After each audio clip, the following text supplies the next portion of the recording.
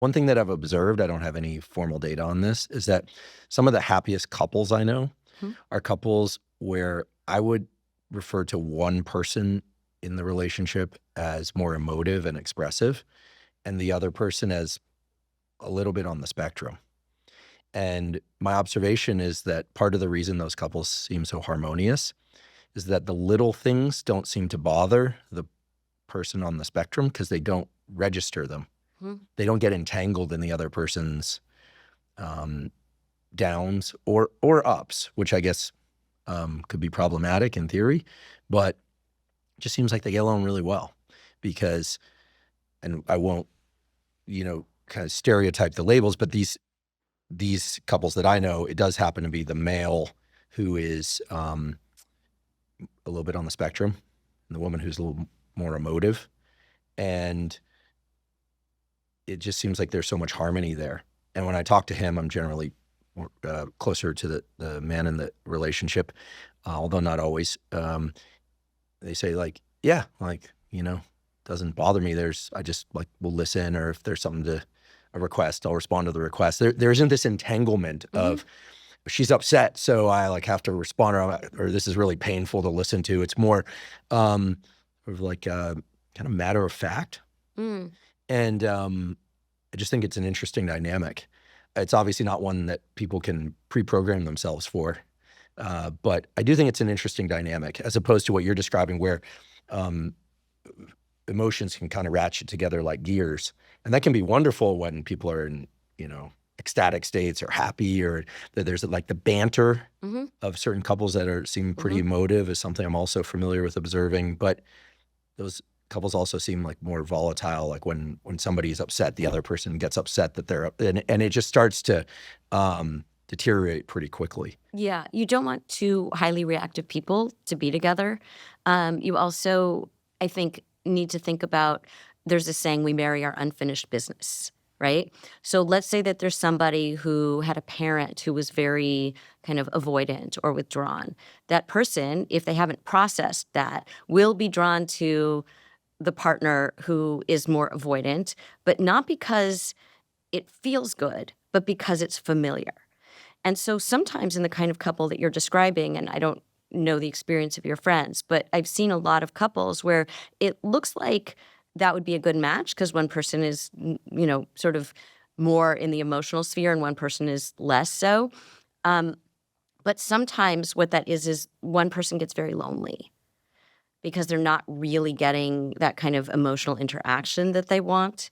So it can be a solution for some people because they don't know how to be with a different kind of person. But I also feel like you want to make sure that you have figured out your unfinished business, that you don't just have radar for the kind of person who hurt you. So what often happens is people haven't processed whatever it was that they wanted more of or less of when they were growing up. And then they go out into the world and they're looking for a partner and they literally have radar for a person who is exactly like the person who hurt them, but doesn't look like that. So it's like, I'm going to choose someone who is the opposite of the parent who hurt me. And then you find this person, and after you get to know them a little bit, you're like, wow, that person drinks a lot too. I didn't realize that. Or that person is really withholding too. I didn't see that at first. Or that person yells a lot. I didn't notice that at first. And you're like, how did I get into this exact situation that hurt me as a child? And that's because your unconscious is saying, you look familiar. Come closer. Because what we're trying to do is we're trying to win. We're trying to master a situation where we felt helpless as a child. We couldn't control the situation with our parents when we were growing up. And now we think, again, this is completely outside of our awareness. I'm going to win this time. I'm going to master this. I'm going to get love from that kind of person. And it doesn't work out. So I think that you really want to make sure that you are choosing someone for healthy reasons and not because there's some unfinished business that you're trying to work out with this person who is not going to meet your needs. To go a little bit further into this idea, which, by the way, I fully subscribe to, um, based on your explanation of this and my belief that our unconscious mind is driving a lot of our Mhm. choices. My understanding is that what you just described doesn't adhere to mom, dad, male, female compartmentalization. And what I mean by that is that I think a lot of people will hear what you just said and assume, okay, if my dad hurt me in the following ways, then, and let's say it's a woman, and she said, my dad hurt me in the following ways. Maybe he was a drinker, withdrawn, or he was violent, or whatever. Then that woman will seek out men that mimic that. Here I'm assuming heterosexual relationship. But if her mother was the one that was the drinker, violent, and or withdrawn, and she's heterosexual, my understanding is, based on the dynamics that you describe, if she will find those traits in a man. Yes. Because she's heterosexual, she's seeking men for romantic partners.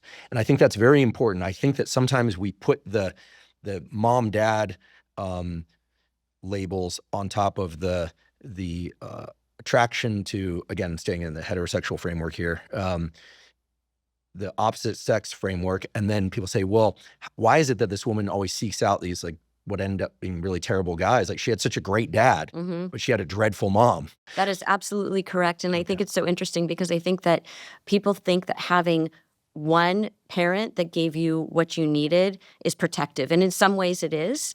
But the thing that hurts is the thing that gets the most attention inside of our bodies.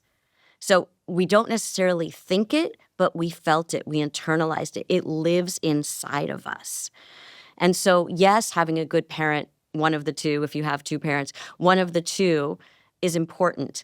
But it's interesting that it's not like we seek out the person that's like the good parent always. Sometimes, again, because we're trying to work something out, we seek out someone like the parent who really hurt us.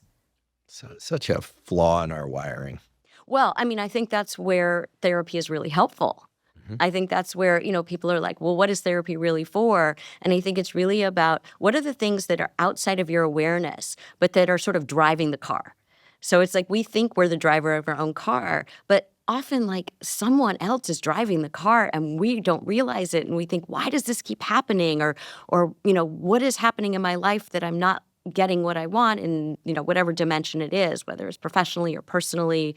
And so often it's because there's some force that you are acting out that you don't even realize. And I think the role of therapy is to kind of hold up a mirror to people and help them to see something about themselves that they haven't been willing or able to see. You said that people will pick the person who's exactly wrong for them, who feels exactly right, at least at first, that it has this kind of come here, this summoning aspect to it. Like we feel drawn to it. It feels drawn to us. I mean, that's how relationships start after all, one would hope.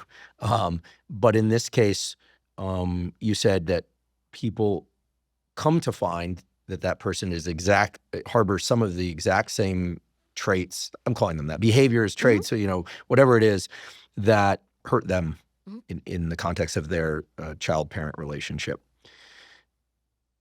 Why do you think initially it presents as the opposite? I think it's about the familiarity, that there's something so visceral about this feels like childhood. And even if childhood was not optimal or even miserable, it still feels familiar. And humans in general are very afraid of uncertainty. They're very afraid of the unfamiliar.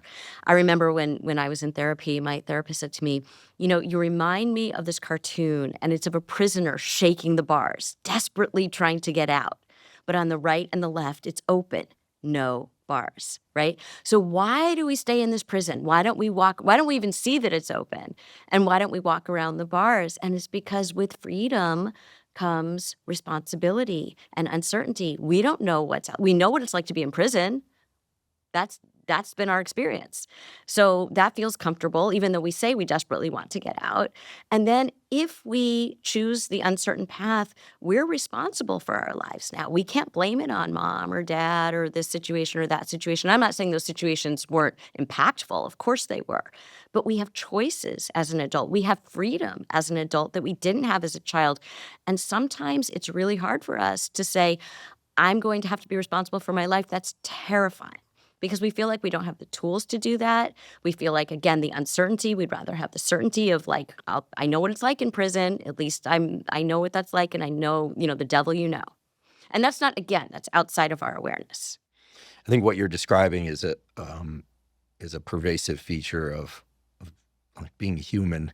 If I may, there's this kid. He's now a young adult, but I've watched grow up from a very young age who got into college. He was doing really well. Then he fell in love. He made the decision to leave school. The relationship ended, and I was talking to him recently, and he's kind of in this kind of dizzying spin of like thinking about how great things were, how he blew it. And he's young. I'm like, listen, you're good. Like he didn't drop out. He just withdrew. He can go back and, he'll find another relationship. But, I empathize with him, but I passed something along to him that was actually discussed by a former guest on this podcast, Josh Waitskin, who was a former child chess prodigy. He's gone on to do a number of things. And he said exactly what you're saying, which is in a different context. He said, we get so attached to our current identity and our past identity and trying to resolve those that we're more willing to stay in that state of discomfort than we are to step into a path of potential success. Right. It makes no sense, right?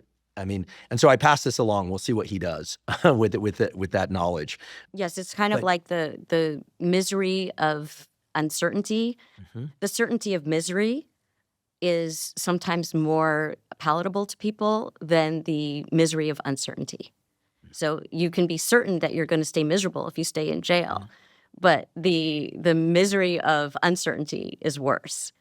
So it's really interesting that people will make that trade-off. And the other thing about this attraction question that you're asking about, it's like I had this therapy client and she would pick people who were exactly like one or both of her parents. And she would be so attracted to those guys. She would always go for them. And she'd say, men are terrible. Guys are terrible. It's like, no. The men you're choosing are terrible to you. But then you go out on dates with these like great guys. And she's like, yeah, no chemistry. No chemistry. Yeah, let's talk about that. What is the flip side of this? The lack of interest in somebody that doesn't overtly or covertly harbor the painful thing that you're so used to. Right. So that's the thing. She was working out this way of she hadn't separated yet from her childhood. So she was trying to kind of reenact her childhood with these men. And she didn't realize she was doing that. She'd just be like, oh, I'm so attracted to this person. Or things like, I like this guy so much. I don't know why he doesn't call when he says he will. Right? And it's like, well, who is that like? Who does that remind you of? When have you felt that before, that like, I never know where I stand with this parent, with this boyfriend? And then the people who were really reliable, who, by the way, it wasn't about their physical traits. Like these men were all physically attractive. It was, she felt no sort of, again, that word chemistry, because there's something very threatening about like, oh, there's no friction. It's a frictionless, thing where he says he's going to call and he does. He's reliable. He does what he says he's going to do. I don't know what to do with that. It doesn't like light her up in that way, because she's not having that big emotional reaction to it, because it doesn't feel like the thing that would give her a big emotional reaction. And so once she sort of works that through, by the end of the therapy, she became very attracted to the kinds of guys who would treat her the way she wanted to be treated. And she was no longer attracted to the guys so she'd get that initial kind of like, oh, I feel something when I'm in the presence of a guy like that. But I'm not really interested in a relationship with that kind of guy. So that's, I think, what therapy can do for people.